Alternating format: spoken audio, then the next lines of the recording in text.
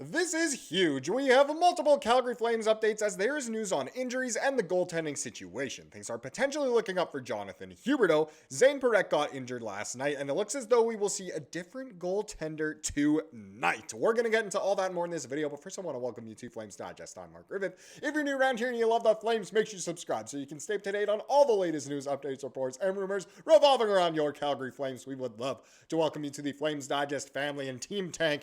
They're happy last night because the first thing we're going to talk about is last night's game where the Flames once again just don't know how to play hockey in the third period, it seems like, as they lose this one 4-2 to the Vegas Golden Knights. Now, the Flames looked pretty good again through definitely the first period, pretty good through two periods, and obviously ended up losing this one 4-2. Like I said, the people on Team Tank will be quite thrilled with this one, and some people played pretty good, some people just didn't play all that great, and that's just the way it goes, honestly, in the NHL. And Dustin Wolf, once again, credited with the loss here. So 3 goals against on 29 shots. So again, statistically, not the worst game ever. Not up to his standards, of course. But again, was this necessarily his fault that the Flames lost?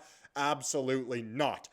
Pickles and Backs, 2 vets on the same line. They get the 2 goals in this one, and there was only 1 assist as well as MacKenzie Weegar picks up his first point of the season. So the Coleman, Backlund, and Honzek line, easily the best. Honzek doesn't get any points, but I honestly thought he played really well and has played really well so far this season, even if the numbers don't show. Same with Gridden. He has been honestly fantastic throughout his tenure so far this season. So not a huge score sheet, obviously, not the best game overall, but the biggest thing to take away from this game for a lot of Flames fans, other than losing, of course, and not picking up any points, was what happened to Zayne Parekh in the third period. So Parekh left the bench after getting smoked by Colton Sissons and having his helmet knocked off. He grasped the left side of his face immediately. There was a minor penalty for Sissons for elbowing after a review. The win column chimed in perfectly, saying about ready to jump on the ice and defend Zayne too. So a lot of people were, up in arms, but also quite concerned for Parekh.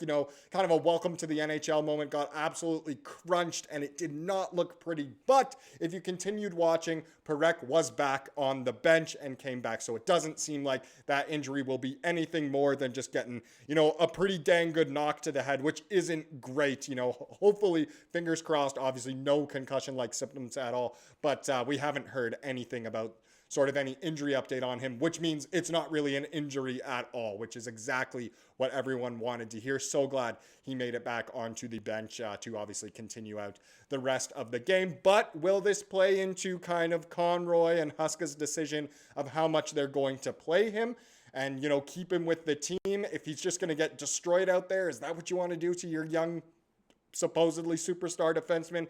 Maybe not. Maybe they'll be a little more cautious now, but that happens in every hockey game, so can't even look into it too much like that. We're just glad that he is okay.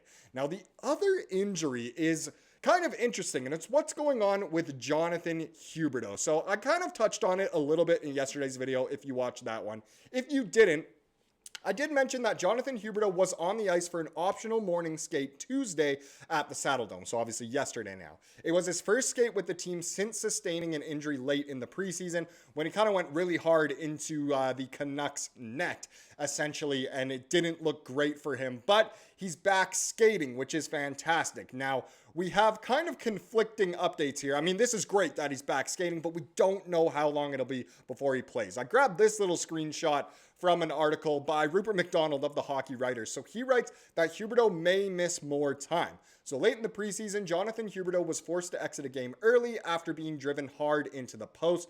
The narrative shortly afterward was that he wouldn't be forced to miss much time, though he did begin the regular season on the injured reserve, and not much else has been heard regarding his status since, other than him skating for the first time yesterday. So what was interesting was that during the Flames players' introduction prior to their home opener, Huberdeau was not on the bench to get recognized by the fan base. Another injured player in Martin Pospisil was, prompting speculation from Sportsnet's Eric Francis that the Flames may be without their veteran playmaking winger for longer than originally expected. And at this moment, at the time of recording, we have no update. We know he skated. We still don't know how long it will be. And it's becoming a more and more interesting situation. Why haven't we heard about Huberdeau that much? It is great that he was skating. That's things are looking up for Huby Dooby Doo. Absolutely they are, but we still don't really have much of a timeline. Other people are kind of questioning, look, when he comes back in, when Pospisil comes back in, who goes out? It's probably going to be, Hansa Gridden, maybe a mixture of both of them. Is that what people want to see? I'm not too sure. I mean, Huberdeau's your $10.5 million man. Obviously, he'll be playing, but maybe they want to see other people in and out of the lineup. But either way, what's going on with Huby? I'll obviously update you when I do have another update, but things looking up. The man is, of course, skating. Now, we have a quick turnaround as we have to talk about tonight's game. So the Flames playing yet another back-to-back where they had to fly in between games. It's that brutal schedule to start the season for Calgary. So obviously at home to Vegas last night. Tonight they play in Utah against the Mammoth. Our first game against officially a team called the Mammoth, I suppose. Looking for our first win in the state of Utah as well. This one goes at 7:30 p.m. And it's interesting. The Flames, once again, not rested. Are they going to be quite tired, fatigued after yet another loss? Is it for the people on Team Tank? They're loving this so far. Hey, the more we lose, maybe we'll trade away some of the vets, commit to the rebuild, that whole kind of thing. Either way, the main question coming into this game, of course, was the goaltending situation. Is it going to be, once again, you play Wolf in a back-to-back? Well, the answer is no. So it is official that Devin Cooley will be starting this game. Just took this little screen grab from what the Flames released before this game. So they said after Dustin Wolf started the first 4 games of the regular season, it's expected that fellow Californian Devin Cooley will draw in between the pipes this evening. I can confirm Pat Steinberg was the one who confirmed it. Cooley was in the starter's net. He will be starting tonight. We don't know about the rest of the lineup. That'll come up in warmups tonight, but Cooley is in. So Cooley, who hails from the Bay Area suburb of Los Gatos, last started an NHL game at the Scotiabank Saddledome against Wolf in the 2023-24 season finale as a member of the Sharks.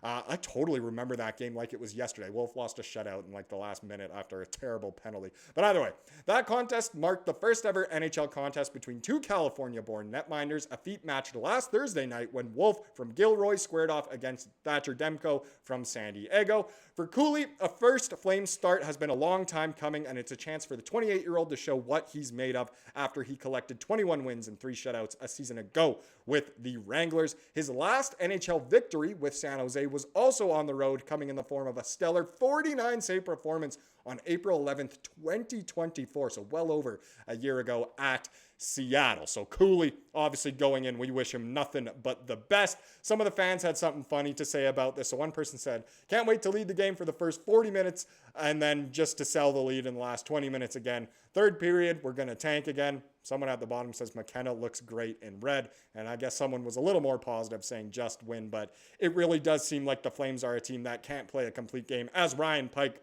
points out, he says through 4 outings, the Flames have yet to play a complete 60 minutes in the 2025-26 season. And it's funny.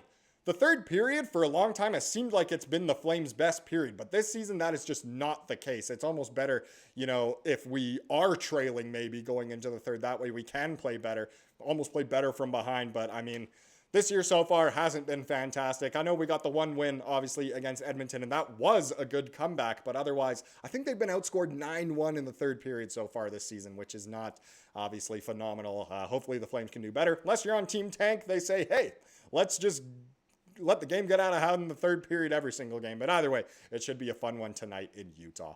Now let's get into the comment of the day to wrap up this video, as we love to do here on the channel. This comment comes from an absolute legend named Shano. It's Sean Shergill. He says, I think we need to let Cooley have a couple games before we even think of trading for a goalie. And guess what, Shano? You got your wish. Cooley, obviously, in tonight. We'll probably get, more than one audition or attempt to prove that he should be Wolf's backup before the Flames really do make a trade, but that is still very much in the realm of possibility.